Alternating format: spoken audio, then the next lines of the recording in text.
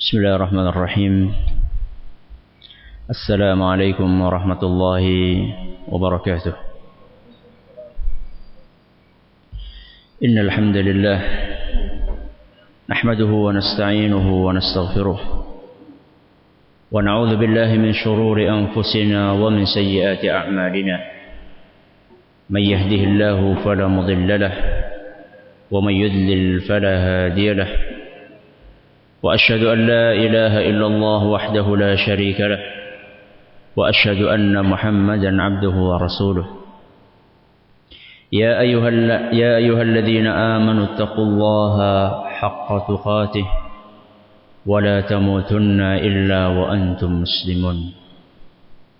يا أيها الناس اتقوا ربكم الذي خلقكم من نفس واحدة وخلق منها زوجها وبث منهما رجالا كثيرا ونساء. واتقوا الله الذي تساءلون به والأرحام إن الله كان عليكم رقيبا. يا أيها الذين آمنوا اتقوا الله وقولوا قولا سديدا يصلح لكم أعمالكم ويغفر لكم ذنوبكم ومن يطع الله ورسوله فقد فاز فوزا عظيما. أما بعد فإن أصدق الحديث كتاب الله وخير الهدي هدي محمد صلى الله عليه وسلم وشر الأمور محدثاتها وكل بدعة ضلالة. Kita panjatkan puji syukur kehadirat Allah Tabaraka wa Ta'ala. Pada kesempatan malam hari ini kita kembali diberi kekuatan, kesehatan, hidayah dan taufik dari Allah Jalla wa Ala, sehingga kita bisa kembali menghadiri pengajian rutin tafsir kita ini.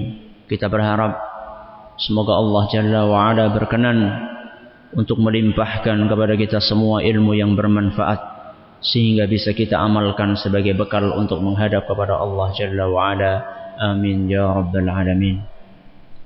Salam dan salam semoga selalu tersanjungkan ke Nabi besar kita Muhammad sallallahu alaihi wasallam, kepada para sahabatnya, keluarganya, dan umatnya yang setia mengikuti tuntunannya hingga hari akhir nanti. Kaum muslimin dan kaum muslimat yang kami hormati, pembahasan terakhir kita adalah seputar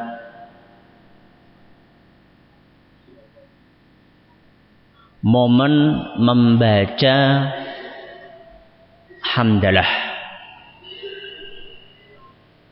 Kita sebutkan berapa momen saat itu?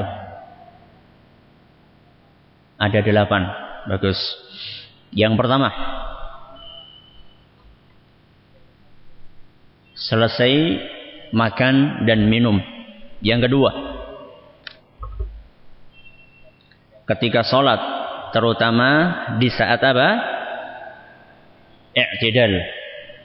Yang ketiga, setelah selesai sholat. Berapa kali? 33 kali.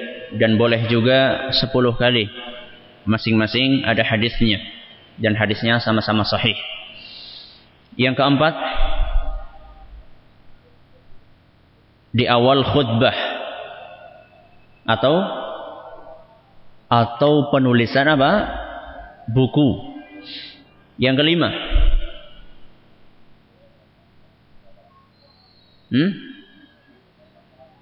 ketika mendapatkan nikmat, entah yang mendapatkan kita ataupun siapa? Atau orang lain. Yang keenam,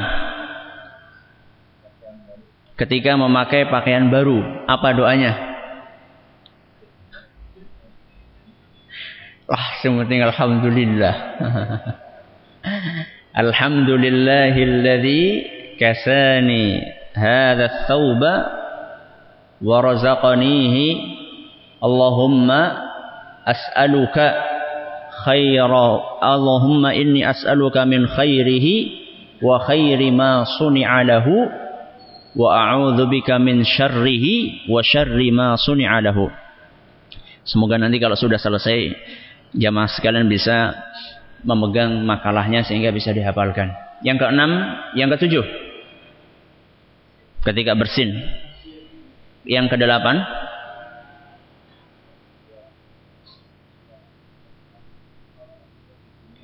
ketika melihat orang lain yang mendapatkan apa? Cobaan dari Allah Subhanahu wa taala. Entah cobaan itu bersifat cobaan duniawi ataupun bersifat cobaan apa? Dalam masalah agama. Seperti kita melihat orang yang tidak sholat. Cobaan duniawi itu seperti kita melihat orang yang cacat. Dan yang dibaca adalah Alhamdulillahilladzi afani mimma btalaka bihi wa faddalani ala katsirin mimman khalaqa tafdila. Dengan pembahasan ini berarti kita selesai membahas tentang tafsir ayat yang kedua. Dan pada malam hari ini, dan ini adalah merupakan bagian yang keenam dari tafsir surat Al-Fatihah, kita akan memasuki penafsiran ayat yang ketiga yang berbunyi apa? Apa bunyi ayat ketiga? Ar-Rahmanir Rahim. Alhamdulillah, Bismillahirrahmanirrahim ayat pertama. Ayat yang kedua adalah Alhamdulillah Rabbil Alamin. Dan itu sudah selesai. Kita masuk ke ayat yang ketiga, yaitu apa? Ar-Rahmanir Rahim. Ar-Rahmanir Rahim sudah pernah kita bahas. Ketika apa? Ketika kita menafsirkan Bismillahirrahmanirrahim. Ketika kita menafsirkan basmalah, sudah kita bahas. Berarti nggak perlu diulang lagi. Tapi masih pada ingat nggak apa artinya Ar-Rahmanir Rahim? Ar-Rahman artinya apa? Zat yang kasih sayangnya meliputi seluruh manusia, yang mukmin maupun yang kafir, di dunia maupun di akhirat. Ar-Rahim apa artinya? Zat yang kasih sayangnya khusus untuk kaum mukminin di dunia dan di akhirat. Berarti nggak perlu diulang. Tapi saya ingin menyebutkan sebuah faedah indah. Sebuah faedah indah. Mengapa Allah Subhanahu wa taala mengulang kalimat ini, yaitu Ar-Rahmanir Rahim, di ayat yang ketiga? Padahal Allah Subhanahu wa taala sudah menyebutkannya dalam ayat yang pertama. Allah sudah menyebutkan Bismillahirrahmanirrahim. Kemudian ayat yang kedua berbunyi Alhamdulillahi Rabbil Alamin. Kenapa diulang lagi ayat yang ketiga adalah apa? Ar-Rahmanir Rahim. Apa faedah dari pengulangan ayat ini? Kata Imam Al-Qurtubi dalam tafsirnya, setelah di ayat yang kedua Allah Subhanahu wa taala mensifati dirinya sebagai Rabbul Alamin. Masih ingat makna Rabb? Apa? Pencipta, pemilik, dan apa? Pengatur. Setelah Allah Subhanahu wa taala di ayat yang kedua menyebutkan bahwasannya dirinya adalah Rabbul Alamin, dan ini menimbulkan rasa takut di dalam jiwa para hambanya karena keperkasaan Allah Jalla wa Ala, di mana Allah Subhanahu wa taala adalah penguasa, pemilik, pengatur alam semesta ini. Timbul rasa takut di dalam jiwa para hambanya.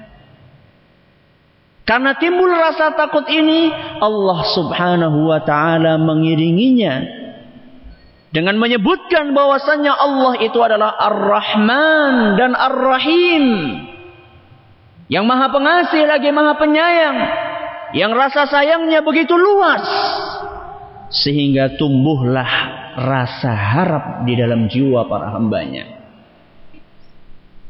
Setelah ditakut-takuti, ditumbuhkan rasa harap dengan disebutkan bahwasanya Allah Subhanahu wa taala itu Ar-Rahman dan Allah adalah Ar-Rahim. Maka janganlah kalian tenggelam di dalam rasa takut kepada Allah Subhanahu wa taala. Tumbuhkanlah rasa harap, Tumbuhkanlah harapan dalam jiwa kalian kepada Allah Subhanahu wa ta'ala. Kenapa? Karena Allah adalah zat yang Rahman dan Allah juga merupakan zat yang Rahim. Dan menggabungkan antara rasa takut dan rasa harap. Kata Imam Al-Qurtubi, sangat membantu kita agar kita rajin beribadah kepada Allah Subhanahu wa ta'ala. Konsep ini ya, konsep menumbuhkan rasa takut kepada Allah, kemudian juga menumbuhkan rasa apa tadi? Harap. Nah, takut dan apa? Takut dan harap. Takut akan siksaan Allah dan mengharapkan akan kasih sayang Allah Subhanahu wa ta'ala. Konsep penggabungan antara dua ini banyak dipakai di dalam Al-Quran maupun hadis Nabi Sallallahu Alaihi Wasallam. Di antaranya dalam Al-Quran adalah firman Allah Subhanahu wa ta'ala di dalam surat Al-Hijr ayat 49 sampai 50. Di dalam surat Al-Hijr ayat 49 sampai 50, Allah Subhanahu wa ta'ala berfirman, "Nabbi' ibadi anni anal ghafurur rahim." Kabarkanlah kepada para hambaku bahwasannya aku, yaitu Allah Subhanahu wa ta'ala, adalah Maha Pengampun dan juga Maha Penyayang. Kasih tahu wahai Muhammad kepada para hambaku bahwasanya Allah Subhanahu wa ta'ala itu Maha Pengampun. Allah juga Maha Penyayang, sehingga timbullah rasa harap. Timbullah harapan di dalam jiwa orang-orang yang tenggelam dalam perbuatan maksiat. Tidak berputus asa. Kenapa? Karena Allah itu Maha Pengampun dan juga Allah Maha Penyayang. Tapi kemudian Allah Subhanahu wa ta'ala melanjutkan di dalam ayat berikutnya, wa anna adzabi huwal adzabul alim. Tapi juga jangan lupa wahai Muhammad, kasih tahu kepada para hambaku bahwasannya siksaanku itu sangat apa? Sangat pedih. Jadi Allah Subhanahu wa ta'ala menggabungkan antara apa? Antara berusaha untuk menumbuhkan antara rasa takut di dalam jiwa para hambanya dan juga harapan. Harapan supaya seorang hamba tidak putus asa. Dan rasa takut supaya seorang tidak ngelunjak. Apa-apalah dosa. Titik. Allah itu Maha apa? Maha Pengampun. Nah, seperti sebagian orang yang kalau ditegur ketika berbuat maksiat, ngapa sih orang cepet-cepet tobat? Engkau baiklah. Allah itu Maha Penyayang. Allah itu Maha Pengampun. Ini hanya menonjolkan rasa harap dia kepada Allah Subhanahu wa ta'ala. Dan ini berbahaya. Begitu pula orang-orang yang hanya menonjolkan rasa takut juga berbahaya. Kenapa? Karena dia bisa terjerumus kepada keputusasaan.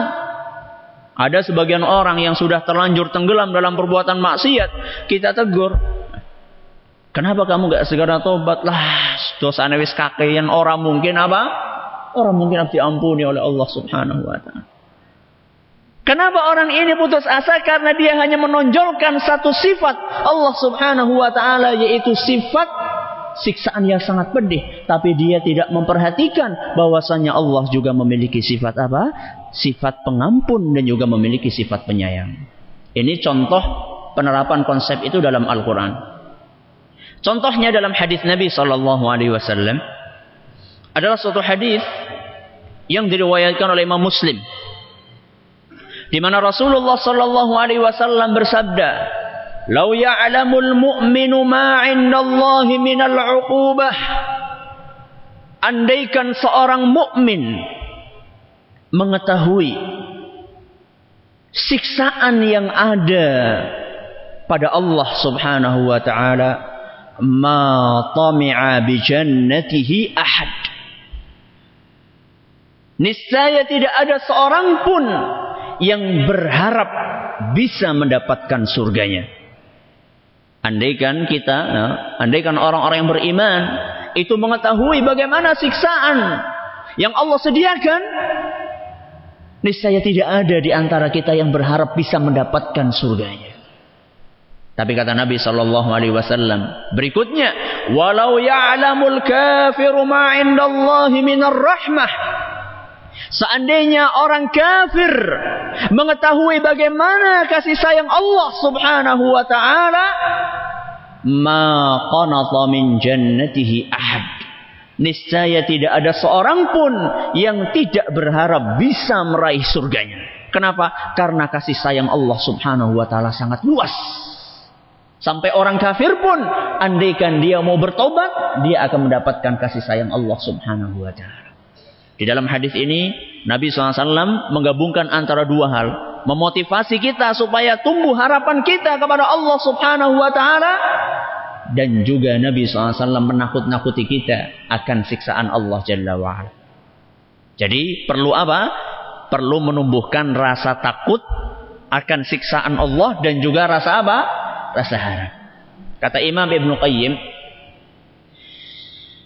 perjalanan hati seorang hamba menuju kepada Allah Subhanahu wa taala itu seperti seekor burung.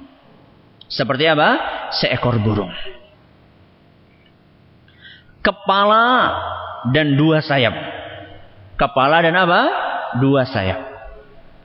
Kepalanya, kata Imam Ibnu Qayyim, adalah rasa cinta. Rasa apa? Cinta.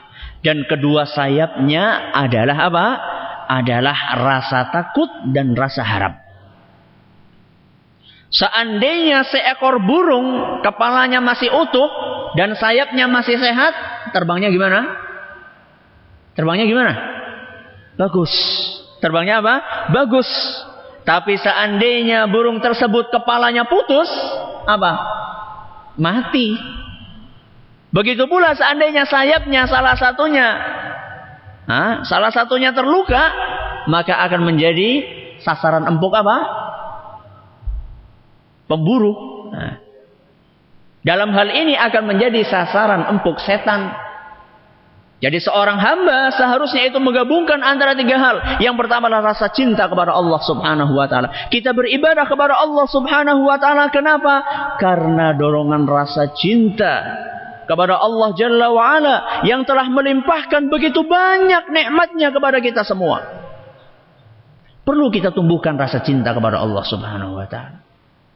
Supaya apa? Supaya kita termotivasi untuk melakukan ibadah. Allah Subhanahu wa ta'ala telah memberikan begitu banyak kenikmatan kepada kita. Yang kita rasakan maupun yang tidak kita rasakan. Yang kita lihat maupun yang tidak kita lihat. Sehingga timbullah rasa cinta kita kepada Allah Subhanahu wa ta'ala. Karena timbul rasa cinta, maka ibadah pun akan terasa semangat. Tapi enggak cukup hanya itu. Kita harus tumbuhkan rasa takut kepada Allah. Kenapa? Karena kalau misalnya kita tidak beribadah, Allah siksaannya sangat apa? Sangat pedih. Namun tidak cukup hanya menumbuhkan rasa takut. Kita perlu tumbuhkan harapan di dalam jiwa. Agar ketika kita beribadah, kita bisa semangat lah, insya Allah kur sedela neng dunia sengsara, sing penting engkau neng akhirat oleh apa? Oleh surga. Jadi menggabungkan antara berapa? 3. Cinta kepada Allah, takut kepada Allah yang kedua, yang ketiga apa? Harapan akan surga Allah Jalla wa'ala. Dan orang yang menggabungkan 3 hal ini, insya Allah dia akan sampai kepada Allah Subhanahu wa ta'ala. Dan keliru seandainya ada sebagian orang yang cuma ngambil sepotong-sepotong saja. Sebagaimana ada seorang tokoh yang bernama Rabi'ah Al-Adawiyah, dia pernah berkata, "Ya Rabbi, andaikan aku itu beribadah kepadamu karena ingin surgamu, maka janganlah engkau masukkan aku ke dalam surga." Apa? Janganlah engkau masukkan aku ke dalam surga. Dan seandainya aku beribadah kepadamu, wahai Rabbi, karena takut akan neraka, maka masukkanlah aku ke dalam neraka. Ngeri sekali ini ya. Tapi wahai Rabbi, aku beribadah kepadamu karena rasa cintaku kepadamu. Kelihatannya indah nggak kata-kata ini? Hah? Indah nggak? Wah, luar biasa ini orang keimanannya. Sudah nggak takut sama neraka, dan sudah tidak lagi pengen masuk apa? Surga. Murni karena cinta kepada Allah Subhanahu wa taala. Bagus enggak? Bagus. Ya tidak baguslah. Kenapa? Karena Nabi SAW sendiri, Rabbana atina fid dunya hasanah wa fil akhirati hasanah wa qina adzabannar. Nabi sendiri takut kepada api neraka dan Nabi juga minta dimasukkan ke dalam surga. Apakah Nabi tidak sempurna keimanannya? Tidak. Dan itu salah satu bentuk kekeliruan sebagian orang yang beribadah hanya mengandalkan rasa cinta kepada Allah Subhanahu wa taala. Keliru. Yang paling sempurna adalah yang bisa menggabungkan antara tiga hal, yaitu rasa cinta kepada Allah Jalla wa Ala, namun juga dia takut akan siksaan Allah dan dia juga mengharapkan akan surganya. Konsep penggabungan antara berapa hal? Tiga. Cinta, rasa harap, dan rasa apa? Takut. Selesai kita pembahasan tentang ayat yang ketiga. Sekarang kita masuk ke ayat yang keberapa? Setelah ketiga keberapa? Keempat. Masa harus ditanya? Yang keempat apa ayatnya? Maliki yaumiddin.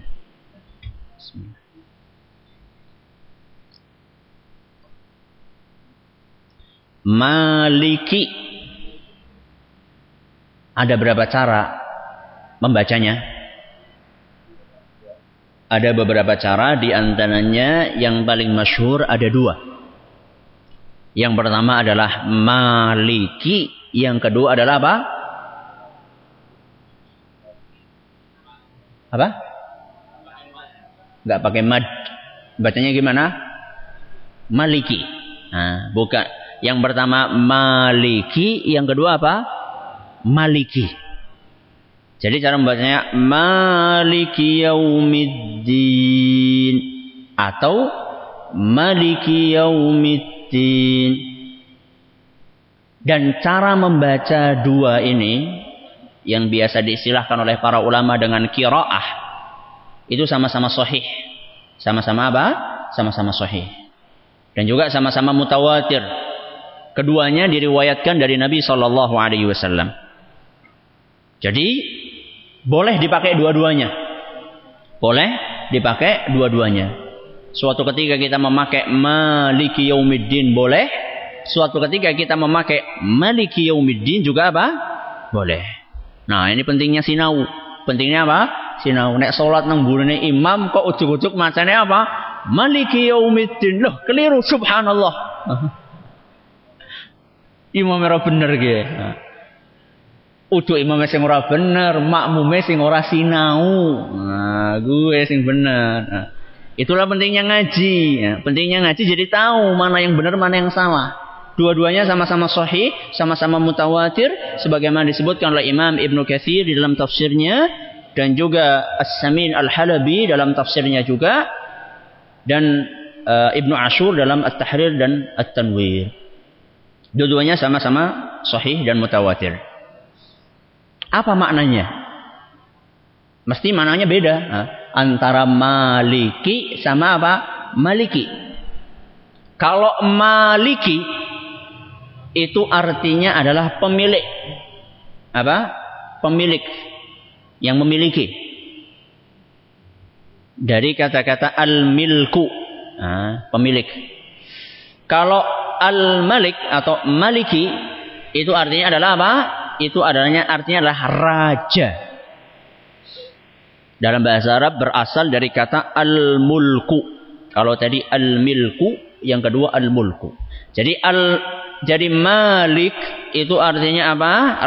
Artinya adalah pemilik, sedangkan malik itu artinya adalah raja. Dan kedua makna ini, baik pemilik maupun raja, itu sama-sama ada dalam diri Allah Subhanahu wa taala. Allah juga raja dan Allah juga pemilik. Dan penyebutan Allah Subhanahu wa taala sebagai raja hari pembalasan, Maliki yaumiddin atau Maliki yaumiddin, itu mengisyaratkan bahwasannya pada hari tersebut, yaitu pada hari pembalasan, keadilan akan ditegakkan. Keadilan apa? Akan ditegakkan. Itu isyarat dari makna raja. Adapun isyarat dari makna malik yang berarti pemilik, itu menunjukkan bahwasannya pembalasan pada hari kiamat akan dilakukan dengan benar sesuai dengan cara yang telah ditentukan oleh Allah Subhanahu wa taala. Karena Allah yang memiliki hari tersebut, maka segala sesuatu tergantung Allah dan semuanya akan dijalankan sesuai dengan apa yang sudah diatur oleh Allah Subhanahu wa taala. Dan penggabungan antara makna raja dan penguasa ini menunjukkan bahwasannya kekuasaan Allah Subhanahu wa taala adalah kekuasaan yang hakiki. Sebab kalau misalnya kita perhatikan, raja dari kalangan manusia, banyak di antara mereka kekuasaannya itu semu, tidak hakiki. Ada seorang raja tapi sebenarnya dia tidak memiliki kerajaannya. Dia raja tapi bukan pemilik. Ya, seperti raja yang cuma dipasang saja ya, atau gubernur yang cuma dipasang saja, sebenarnya kekuasaannya bukan milik dia, tapi milik rakyatnya. Kedaulatan di tangan siapa? Di tangan rakyat. Bukan raja yang memilikinya. Dia cuma sebagai apa? Cuma sebagai simbol saja. Cuma sebagai label raja. Tapi sebenarnya dia tidak menguasai dan memiliki kerajaannya. Begitu pula sebaliknya. Banyak di antara para manusia yang menjadi pemilik, tapi dia bukan apa? Tapi dia bukan raja. Seperti siapa? Seperti siapa? Seperti kita, nyong pada. Seperti saya dan jenengan, kita pemilik semuanya, ya. Tapi kita bukan apa? Bukan raja. Saya pemilik rumah, jenengan pemilik motor, tapi jenengan bukan apa? Bukan raja. Tapi Allah Subhanahu wa taala pemilik dan juga apa? Dan juga raja. Maliki yaumiddin. Yaumuddin. Ad-din, maliki yaumuddin. Yaumiddin. Yaum artinya adalah hari. Ad-din, ya. Ad-din artinya adalah pembalasan atau pengganjaran amalan. Malik, kemudian yaumuddin, yaum artinya adalah hari, ad-din artinya adalah pembalasan atau pengganjaran amalan. Jadi hari kiamat adalah merupakan hari pembalasan amalan. Dan saat itu tidak ada lagi kesempatan untuk beramal. Sebagaimana dunia adalah merupakan hari atau waktu untuk beramal dan tidak ada pembalasan, pada hari kiamat juga merupakan waktu pembalasan dan bukan waktu untuk apa? Dan bukan waktu untuk beramal. Andaikan kita sudah memasuki hari itu, maka sudah tidak ada kesempatan sedikit pun untuk beramal. Kata Ali ibn Abi Thalib, irtahalid dunya mudbiratan. Dunia telah berjalan meninggalkan kita. Wartahalatil akhiratu muqbilatan. Dan akhirat telah berjalan menghampiri kita. Walikulli wahidatin minhuma banun. Dan masing-masing di antara dunia dan akhirat, dua-duanya sama-sama memiliki anak. Fakunu min abna'il akhirah wala takunu min abna'id dunya. Jadilah kalian anak-anak akhirat dan janganlah kalian menjadi anak-anak dunia. Fa innal yawma 'amalun wala hisab. Karena hari ini adalah waktu untuk beramal, bukan pembalasan. Hari ini, ya, ketika kita di dunia, waktunya untuk apa? Beramal, bukan pembalasan. Wa ghadan hisabun wala amal. Dan kelak pada hari kiamat adalah waktu pembalasan, bukan waktu untuk apa? Beramal. Ini nasihat yang sangat berharga dari Ali bin Abi Thalib. Jadi kalau misalnya kita ingin beramal, waktunya kapan? Sekarang. Waktunya sekarang. Kalau misalnya nyawa sudah ada di tenggorokan kita, sudah berhenti waktu beramal kita. Apalagi seandainya kita sudah menghadap kepada Allah Jalla wa'ala. Sekalipun kita merintih kepada Allah Subhanahu wa ta'ala, sekalipun kita meronta, menghibah, teriak kepada Allah Subhanahu wa ta'ala, memohon kepada Allah, wahai Rabbi, berilah aku kesempatan untuk sholat barang 1 rakaat saja, wahai Rabbi. Saya ingin meletakkan kepalaku di atas tanah, tunduk kepadamu. Atau berilah saya kesempatan, wahai Rabbi, untuk mengucapkan zikir 1 kalimat saja, subhanallah, untuk menambah timbangan amal kebajikan saya. Andaikan kita merintih, meronta, meminta, tidak akan dikabulkan oleh Allah Subhanahu wa ta'ala. Kenapa? Karena pintu beramal sudah apa? Sudah tertutup rapat. Maka mumpung masih di dunia, mari kita berbanyak amal. Supaya nanti pada hari kiamat kita bisa memetik buah dari amalan yang kita kerjakan. Dan semoga kita bukan termasuk orang-orang yang apa? Orang-orang yang merugi. Maliki yaumiddin, penguasa atau raja atau pemilik hari pembalasan. Timbul pertanyaan, bukankah Allah Subhanahu wa ta'ala penguasa dunia dan akhirat? Iya. Iya. Atau hanya penguasa akhirat saja?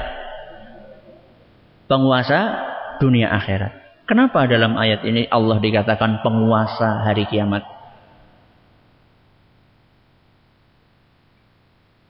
Paham pertanyaannya? Pertanyaannya adalah kita telah mengetahui bahwasanya Allah itu penguasa dunia dan akhirat. Iya, benar. Yakin ya? Ya, yakin? Gak ada perbedaan pendapat di sini? Allah adalah penguasa dunia dan akhirat. Kenapa di dalam ayat ini Allah dikatakan penguasa hari kiamat? Bukan penguasa dunia dan akhirat. Kenapa? Jawaban lain? Apa? Ada jawaban lain? Mengingatkan apa?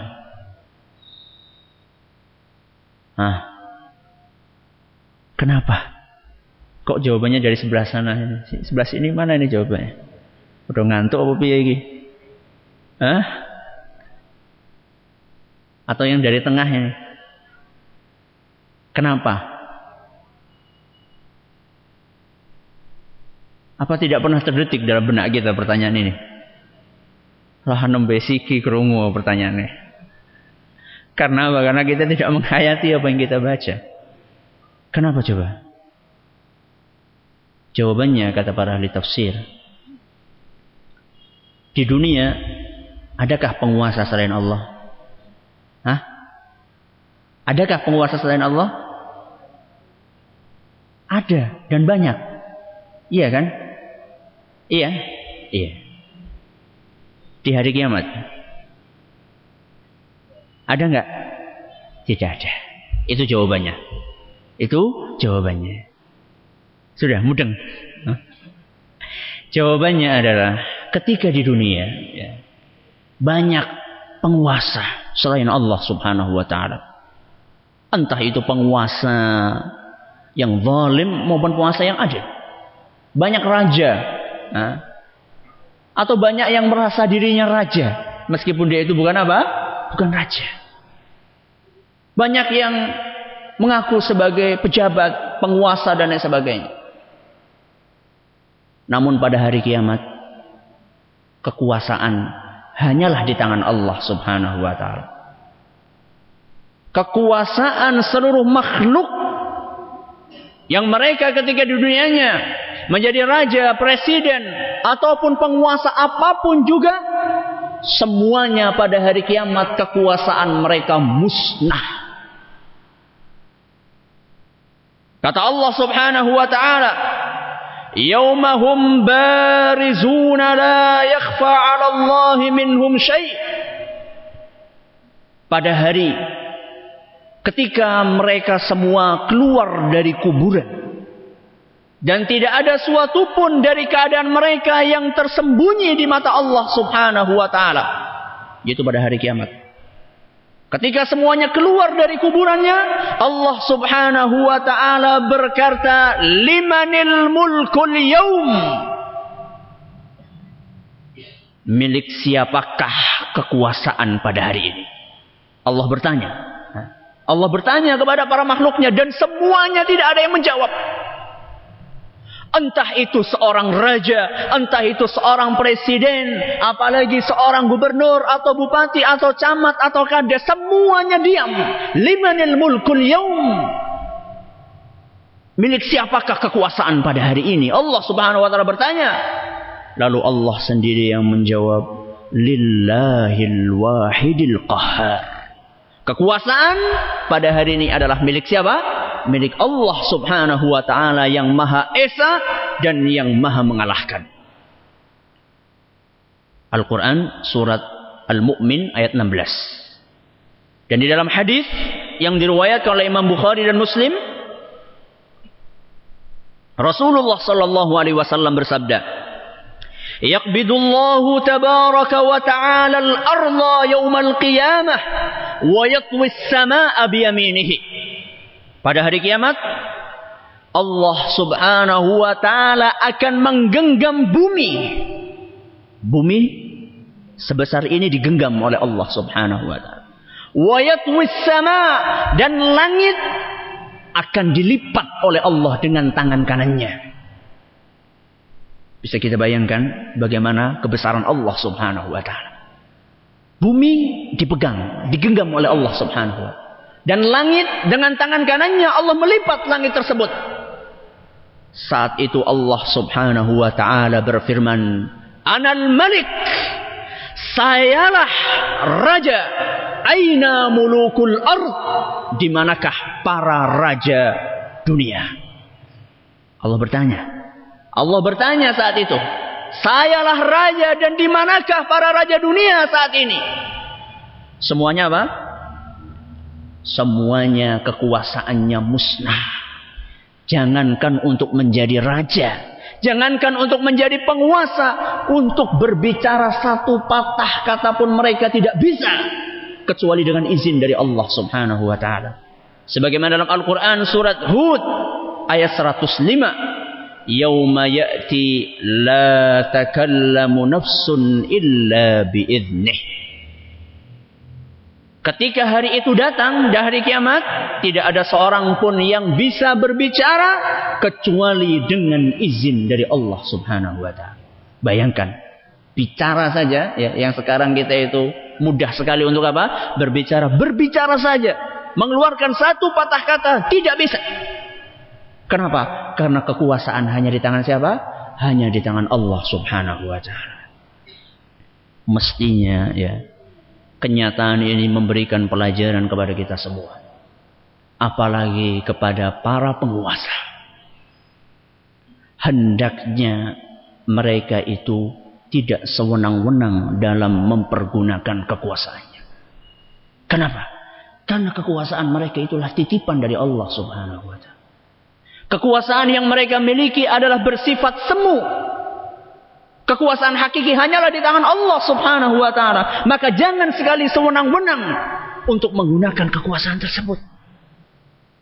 Seharusnya seorang hamba yang mendapatkan amanat untuk memegang kekuasaan, dia gunakan kekuasaan itu untuk meraih ridho Allah subhanahu wa ta'ala. Bukan kekuasaan itu mengantarkan dia kepada kesengsaraan dan penyesalan di dunia dan di akhirat nanti. Wallahu ta'ala a'la wa a'lam. Ada pertanyaan silakan. Ya. Ya. Alasan orang yang tidak mau takut neraka atau tidak mau apa? Tidak mau mengharapkan surga, katanya itu adalah merupakan perbuatan apa? Syirik. Perbuatan apa? Syirik. Kenapa katanya? Karena dia itu beramal bukan untuk siapa? Untuk Allah subhanahu wa ta'ala. Jawabannya mudah sekali. Seorang yang ada rasa takut kepada neraka dan rasa harap untuk masuk surga, dia itu beramal bukan untuk murni mendapatkan itu. Makanya saya katakan, dia itu menggabungkan antara berapa? Antara 3. Bukan hanya apa? Bukan hanya rasa takut, bukan juga hanya rasa harap, tapi juga ada rasa apa tadi? Rasa cinta kepada Allah Subhanahu wa taala. Jadi dia beramal karena ikhlas mengharapkan ridho dari Allah Subhanahu wa taala. Hanya saja karena manusia adalah makhluk yang lemah, maka dia itu kalau tidak didorong dengan surga, dia jadi apa? Malas untuk beramal. Atau kalau tidak diweden-wedeni, tidak ditakuti, dia jadi apa? Jadi sembarangan. Lah wong sudah ditakut-takuti saja masih apa? Kon salat, Mas salat yuk, titip baelah. Subhanallah. Atau apa? Salam bae nggo pak malaikat. Sudah ditakut-takuti dengan surga, sudah ditakut-takuti dengan neraka, sudah diiming-imingi dengan surga saja masih apa? Masih malas untuk beramal, apalagi tanpa itu. Dan salah satu bantahan yang paling telak untuk membantah orang-orang tersebut adalah kita katakan, andaikan itu perbuatan syirik, berarti Nabi SAW, na'udzubillahi min dzalik, telah melakukan perbuatan apa? Syirik. Karena Nabi SAW di antara doanya, Allahumma adkhilnil jannah, wahai Rabbi masukkan saya ke surga. Itu kan minta kepada Allah Subhanahu wa taala. Dan juga di antara doa Nabi SAW, Allahumma ajirni minan nar, wahai Rabbi selamatkan aku dari apa? Api neraka. Loh, berarti Nabi SAW melakukan perbuatan syirik. Na'udzubillahi min dzalik. Makanya yang paling pas adalah menggabungkan antara 3 hal tersebut, dan masing-masing ada dalilnya. Bukan saatnya sekarang untuk berpanjang lebar berbicara masalah ini. Ada lagi silakan. Ya. Silakan, monggo. Masih ada waktu berapa menit? Masih ada 5 menit. Maksudnya sholatnya sah apa enggak gitu. Nah, ada orang yang sholat kemudian dia itu belum paham makna yang dia baca. Apakah sholatnya sah? Sholatnya sah insya Allah. Sholatnya sah. Cuman kurang sempurna. Cuman kurang apa? Sempurna. Karena dia akan kesulitan untuk menggapai khusyuk ketika sholat. Dan khusyuk ketika sholat itu bagaikan ruh dari sebuah tubuh. Jadi seandainya seorang sholat tidak khusyuk, sholatnya hampa. Tapi secara hukum fikih sholatnya tetap sah. Artinya tidak wajib untuk mengulangi. Sah itu dalam hukum fikih artinya tidak apa? Tidak harus untuk mengulangi. Orang batal namanya seperti itu. Cuman itu kurang sempurna, kurang sempurna karena seorang hamba dituntut untuk khusyuk, dan supaya seorang khusyuk salah satu jalan utamanya adalah dengan memahami apa yang dia memahami yang dia baca. Kalau misalnya dia subhanarabbiyal a'la tidak paham, bagaimana dia akan tunduk, akan khusyuk kepada Allah Subhanahu wa taala? Ketika dia membaca Rabbana walakal hamdu, kalau misalnya dia enggak paham, bagaimana dia akan apa? Bagaimana dia akan khusyuk ketika sholat? Apalagi bacaan-bacaan suratan, kemudian surat Al-Fatihah dan lain sebagainya. Maka itu suatu kekurangan.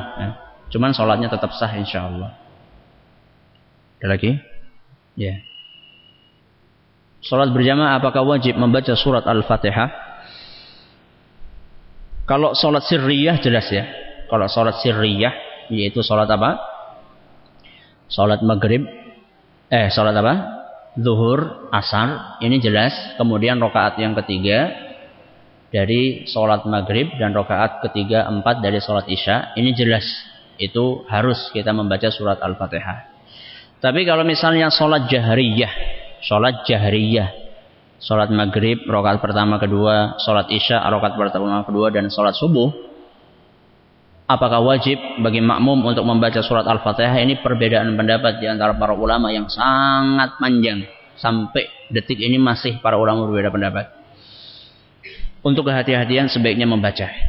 Untuk kehati-hatian menghindarkan diri dari perbedaan pendapat di antara para ulama, sebaiknya membaca dan memilih waktu yang tidak menyibukkan diri dari memperhatikan bacaan siapa? Bacaan imam. Misalnya antara bacaan suratan dengan bacaan apa? Dengan bacaan Al-Fatihah. Jeda antara Al-Fatihah dengan suratan. Atau misalnya ketika awal sholat sebelum imam membaca surat Al-Fatihah biasanya diamnya agak lama. Pokoknya berusaha bagaimana caranya dia mencari waktu yang tidak menyibukkan dia dari mendengarkan dan menghayati bacaan imam. Ya tadi di sana ada. Ya. Ada dua permasalahan. Manusia tidak akan masuk ke surga karena amalannya. Tapi di dalam ayat Al-Quran banyak sekali disebutkan bima kuntum ta'malun. Kalian itu masuk surga karena amalan kalian. Di dalam hadis Nabi SAW menyebutkan sesungguhnya kalian tidak akan masuk surga lantaran amalan kalian. Itu bagaimana cara menggabungkan antara ayat dengan hadis tersebut?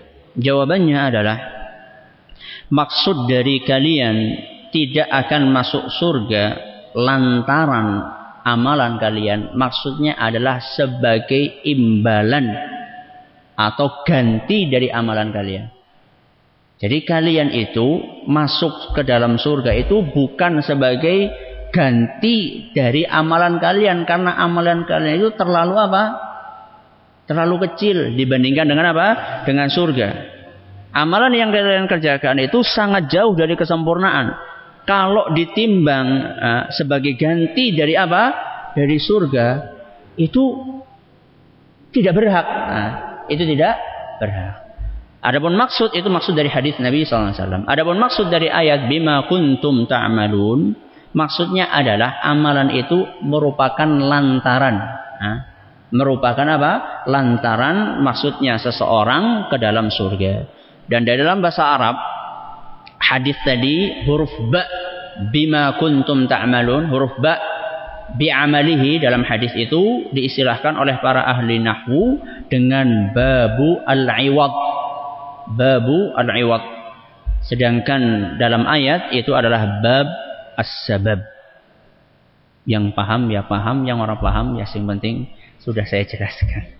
Wallahu ta'ala alam. Subhanakallahumma wa bihamdika asyhadu an la ilaha illa anta astaghfiruka wa atubu ilaik. Atas perhatian yang kamu ucapkan terima kasih, atas segala kekurangan kami mohon maaf yang sebesar-besarnya. Wassalamualaikum warahmatullahi wabarakatuh.